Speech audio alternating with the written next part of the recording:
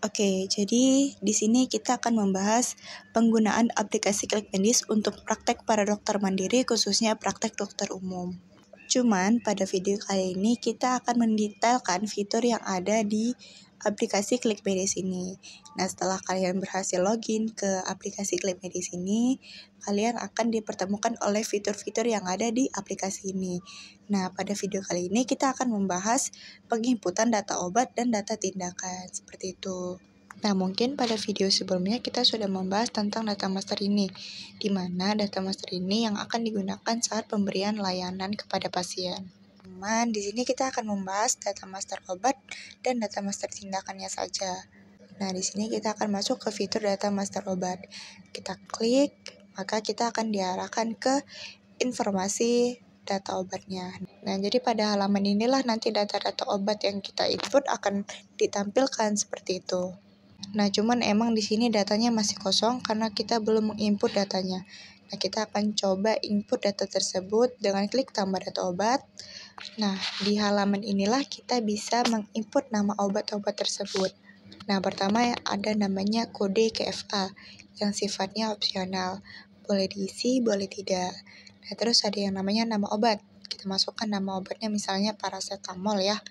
Terus satuannya apa, misalnya MPK atau yang lain. Nah, di sini boleh diketik kok. Jika tidak ada di sini boleh diketik.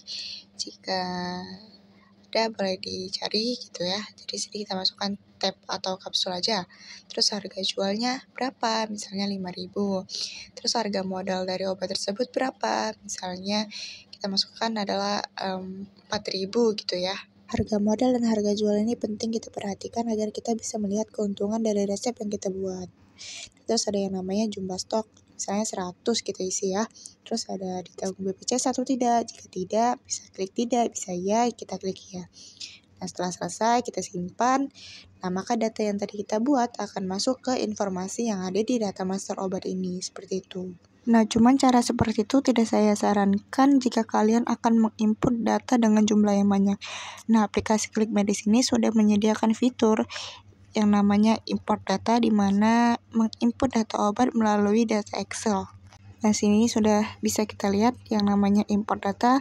Kita akan coba klik import datanya. Nah, kita bisa melakukannya di sini. Nah, ada kata di sini, kita akan coba klik data di sini. Otomatis dia akan mendownload data tersebut. Lalu kita open datanya. Nah, kita akan masuk ke Excel. Nah, di sini kita bisa menginput datanya sekaligus dengan jumlah yang banyak. Nah, kita akan coba contohkan ya, menambahkan datanya di sini. Nomor 3, kode barangnya ini opsional, boleh ditambahkan, boleh tidak. Kita ikutin aja. Jadi B003 huruf B-nya B besar. Lalu nama barangnya misalnya adalah amoksilin gitu ya. Amoksilin. Terus satuannya kita samain aja box. Terus kategorinya adalah tes. Harga modalnya misalnya kita buat 15.000 lah, 15.000. Kebanyakan 15.000. Terus harga jualnya berapa? Misalnya harga jualnya menjadi 18.000. Nah, PBF ini adalah dari perusahaan mana kita mengambil data obat tersebut. Kita samain aja, tapi kita buat perusahaan C. Nah, ditanggung BPJS-nya kita buat aja iya semuanya ya. Kita buat ya, kita ganti ya. Nah, setelah selesai kita akan coba simpan data ini. Diklik menu, lalu save as. Kita ubah namanya menjadi barang 3 aja ya, barang 3. Kita save. Nah, otomatis kesimpan kan. Nah, terus kita balik ke aplikasi, kita import data. Nah, di sini ada yang namanya pilih file. Kita browse data yang tadi kita simpan. Tadi saya taruh di desktop, terus namanya barang 3 ya. Ini dia barang 3, kita open. Nah, otomatis namanya akan masuk di situ barang 3. Terus kita upload, kita coba upload. Nah, coba kita refresh dulu ya. Nah, otomatis data yang tadi kita isi di Excel akan diekspor ke aplikasi ini. Nah, seperti itu. Jadi kalian bisa mengimport data dengan jumlah yang banyak melalui import data ini gitu.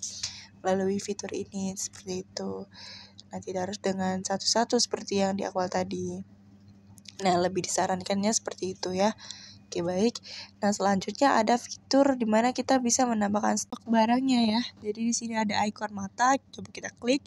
Nah, di sini ada yang namanya jumlah stok baru, kita tambahkan misalnya 100 ya. Kita update stok.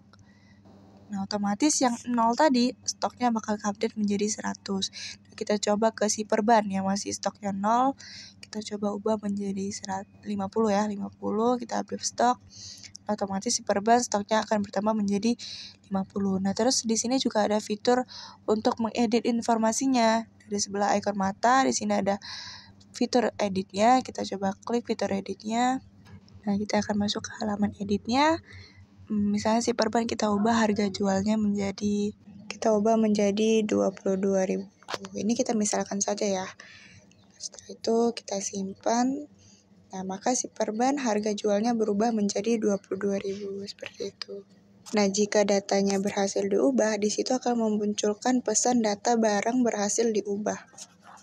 Nah, jadi itu yang bisa kita ubah di kategori obat-obatan. Kita bisa input, bisa edit, bisa nambahkan stok, bisa menginput melalui Excel. Nah, pada fitur data master obat ini, di kategori obat-obatan, kita bisa melakukan itu di situ.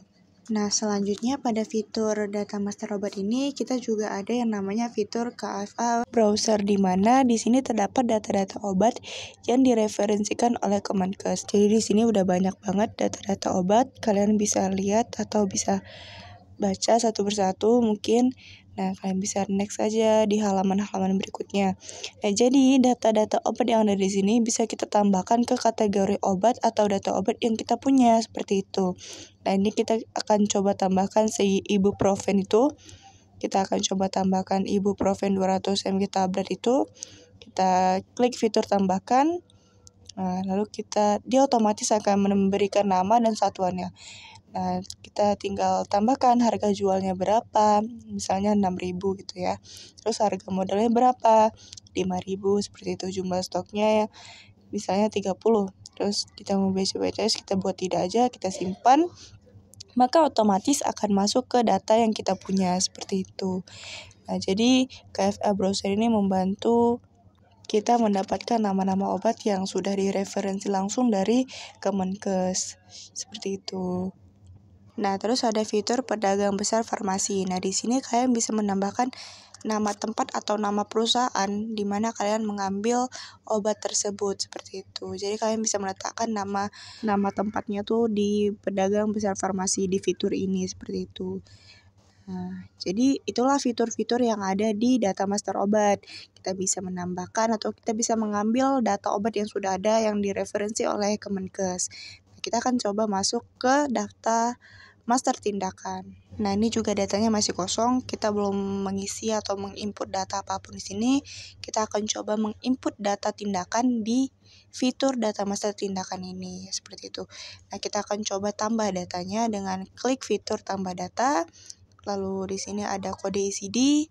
Di sini sifatnya opsional, boleh diisi, boleh tidak. Nah, terus ada kode referensi BPJS jika menggunakan BPJS. Misalnya kita masukkan 001, dan nama tindakannya misalnya pengecekan darah. Oke. Jumlah biayanya berapa? Misalnya 25.000 kita buat. Nah, kita jasa dokternya berapa? Fee yang akan diberikan berapa? 25.000.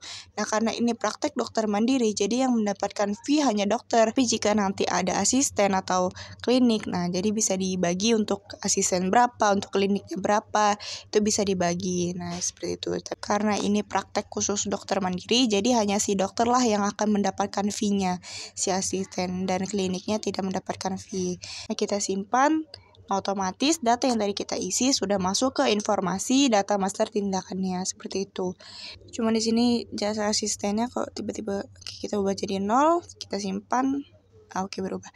Nah, jadi hanya jasa dokter atau fee untuk dokter lah yang ada di sini gitu. Nah, di sini juga sama, ada fitur yang namanya import tindakan. Sama fungsinya, jika kita akan menginput data dengan jumlah yang banyak, kita bisa menggunakan si fitur import tindakan ini. Nah, jadi ada kata klik di sini, kita akan klik, maka dia akan mendownload. Kita akan buka file Excel-nya.